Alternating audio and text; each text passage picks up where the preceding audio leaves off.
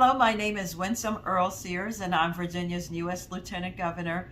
I made history, sure, but the history that we want to make is that which helps people. So this is Black History Month. We're going to be highlighting those who have gone before, who have helped us to become the country that we are.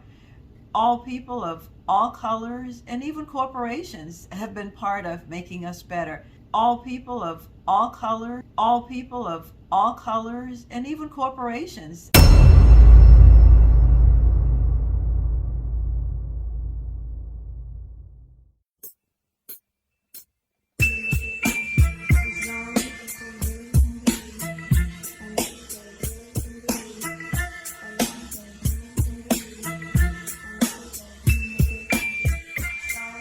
Of those who seem to feel that there's something different about having a country being declared a racist country and having entities within the country doing racist things. And I think that that's the problem here. A racist country would never elect Barack Obama president or Kamala Harris vice president. So we should stop arguing about whether or not this is a racist country. It is not. Do we have racist things taking place in this country by various jurisdictions? Yes.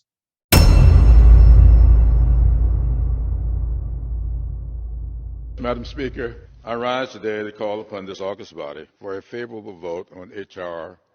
1619. That's a very interesting number for this legislation. This legislation known as the Catawba Indian Nations Lands Act. This legislation will clarify the tribe's 1993 Land Claims Settlement Act. This bipartisan legislation is a very significant step towards rectifying historic injustices that have been perpetrated against the Catawba Indian Nation. Like in many other instances of current effects of historical inequities, the Catawba Nation experiences high unemployment and poverty rates, causing many of its citizens to rely upon federal and state governments for basic social service.